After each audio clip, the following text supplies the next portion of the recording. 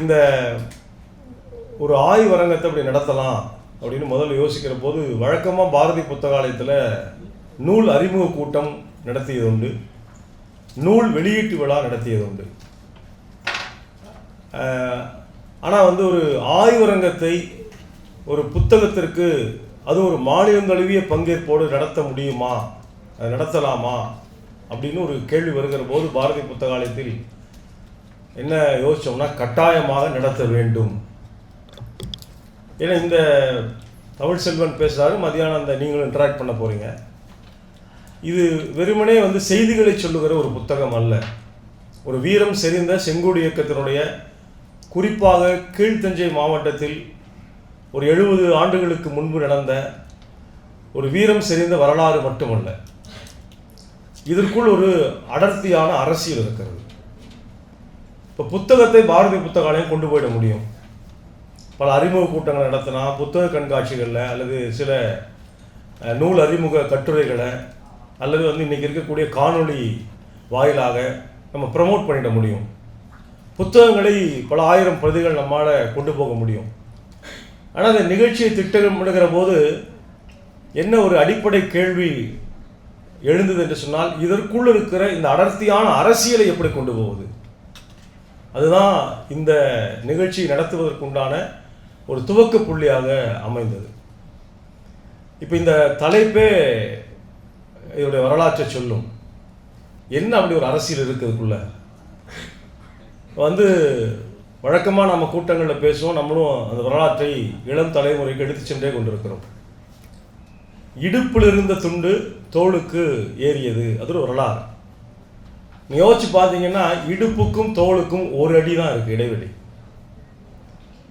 இடுப்பில் இருந்த துண்டு தோளுக்கு ஏறுகிற அந்த வரலாறு, ஆயிரம் தோழர்கள் அடி வாங்கிய பிறகும் கூட அந்த ஒரு அடி அந்த துண்டு மேலே வரலை. ஆனால் அதற்கு பிறகு கட்சி ஒருவரை அங்கே அனுப்புகிறது. அச்சத்தோடு இருக்கிற அங்கே விவசாய கூலிகளை முதல்ல நீ அடிக்காதேன்னு சொல்லு, அவங்க அடித்தாங்கன்னா இன்னும் சத்தமாக என்னை அடிக்காதே என்று சொல், மீண்டும் அவர்கள் உன்னை அடித்தால் திருப்பி அடிப்பேன் என்று சொல் என்று சொன்ன, அடித்தால் திருப்பி அடிப்பேன் என்று சொல் என்கிற அடி என்கிற அந்த வார்த்தை ஒரு அரசியலாக ஒடுக்கப்பட்ட அந்த விவசாய கூலி தொழிலாளருடைய உள்ளங்களில் ஒரு அரசியலாக மாற்றம் பெறுகிற போது அந்த அடிதான் இந்த ஒரு அடி உயர்வதற்கு காரணமாக இருந்தது என்கிற இந்த அரசியலை இன்றைக்கு இளம் தலைமுறையிடம் கொண்டு போக வேண்டிய தேவை இருக்கிறது. இது ஒரு 4 வரியில் களப்பால் குப்புசாமி குறித்த ஒரு சின்ன வரி இருக்கிறது. அடித்த தடியை புடுங்கலாச்சு சங்கத் தலைவராலே, எங்கள் தங்கத் தலைவராலே, களப்பால் குப்புசாமி என்கிற எங்கள் தலைவராலே. ஒரு மிகப்பெரிய இந்த ஒரு அடி இடுப்பில் இருந்த துண்டு தோளுக்கு உயர்வதற்கு மிகப்பெரிய வரலாறு இருக்கிறது. அந்த அரசியலை நாம் இன்றைக்கு இருக்கக்கூடிய இளம் தலைமுறைக்கு எவ்வாறு எடுத்து செல்வது என்கிற ஒரு கேள்வி. ரெண்டாவது, இன்னைக்கு நிறைய தமிழ்நாட்டில் பாப்புலராக பல பேர் பல விஷயங்களை சொல்லிகிட்டே இருக்காங்க, நாமளும் அதை சொல்லிகிட்டே இருக்கோம். தமிழ்நாடு முழுக்க பள்ளிக்கூடங்களை திறந்து வைத்தார், கல்வி கண் திறந்த காமராஜர். அவர் தான் ஊராட்சியில் 1 கிலோமீட்டர் 2 கிலோமீட்டர் இடைவெளியில் எல்லாருக்கும் பள்ளிக்கூடங்களை கட்டினார்.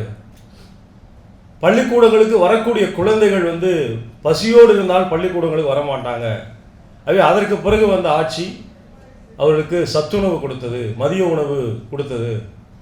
அதற்கு பிறகு இப்போது அதை காலை உணவாக நம்ம கொடுத்துருக்குறோம். இதெல்லாம்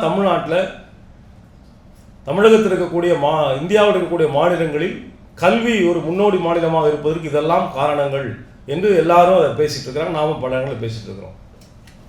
ஆனால் இந்த வரலாற்றை படிக்கிற போது இதற்குள் இருக்கிற அரசியல் ஒரு உண்மையை பேசுகிறது. இந்த சமூகம் மறைத்து வைத்திருக்கிற அல்லது பேச மறுக்கிற ஒரு உண்மையை பேசுகிறது. பள்ளிக்கூடங்களை கட்டி வச்சிடலாம், வரக்கூடிய பிள்ளைகளுக்கு காலை உணவு மதிய உணவு கொடுத்துடலாம். ஆனால் ஒடுக்கப்பட்ட சமூகத்தினுடைய பிள்ளைகள் ஜன்னல் வழியாக பள்ளிக்கூடத்தை எட்டி பார்த்து கொண்டிருக்கிற காலத்தில் கீழ்த்தஞ்சை மாவட்டத்தில் மிக உக்கிரமான வர்க்க போராட்டம் நடந்த பிறகு கிராமங்களில் முழுக்க உயர்ந்த செங்கொடிதான் பள்ளிக்கூடத்திற்கு பிள்ளைகளை அழைத்து வந்தது. அதற்கு காரணம் செங்கொடி என்கிற இந்த அரசியலை இந்த தலைமுறைக்கு நாம் கொண்டு போக வேண்டிய தேவை இருக்கிறது. பள்ளிக்கூடத்துக்குள்ள எப்போ வந்தாங்க? இந்த கீழ்த்தஞ்சை மாவட்டத்தில் செங்கொடி இயக்கத்தினுடைய மகத்தான வரலாறு, அது தந்த நம்பிக்கை, அதற்கு பிறகுதான் பிள்ளைகள் பள்ளிக்கூடத்துக்கே வர முடியுது. இது பொது சமூகம் பேசாது, ஊடகங்கள் பேசாது. இந்த வரலாற்றை நாம் முன்னெடுத்து செல்ல வேண்டிய அவசியம் என்பது இருக்கிறது. மறைந்த தலைவர் தோழர் கே வரதராஜன் ஒரு மறைவிற்கு சில நாட்களுக்கு முன்பு சொன்னார், மாநில குழு அலுவலகத்தில் காலையில் ஒரு 6:30 மணிக்கு 7 மணிக்கு வாக்கிங் போயிட்டு வந்து உட்காந்து காஃபி குடிச்சிட்டு இருக்கும்போது ஒரு விஷயத்தை சொன்னார். அடுத்த சில நாட்கள் அவர் மறைஞ்சிட்டார். நான் கரூரில் ஒரு போராட்டத்துக்கு போனேன். அது என்னென்னா, ஒரு பிற்படுத்தப்பட்ட மக்கள் வசிக்கிற தெருக்களில் ஒடுக்கப்பட்ட மக்கள் கால்களில் செருப்போடு போக முடியாது. அந்த தெருக்களில் கால்களில் செருப்பு அணிந்து நடக்கிற ஒரு போராட்டம்.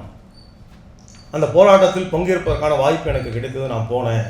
அவர் சொன்னார், அந்த ரோட்டில் போய் ஒடுக்கப்பட்ட மக்களை காலில் செருப்பு போட்டு கையை பிடிச்சி நடக்கிற போது நான் ஒரு சாதாரண அங்கே இருக்கிற ஒரு ஆளுடைய கையை பிடிச்சேன்.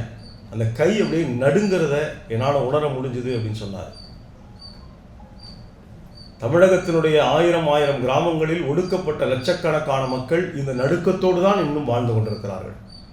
ஆனால் என்னென்னமோ பேசுகிறாங்க தமிழக அரசியல் பரப்பில். இந்த தமிழ்நாடு முழுக்க ஆயிரக்கணக்கான கிராமங்களில் கை நடுக்கத்தோடு இருக்கிற லட்சக்கணக்கான மக்களுடைய கைகளை யார் பற்றுவது என்கிற ஒரு அரசியல் கேள்வி இந்த நூல் எழுப்புகிறது.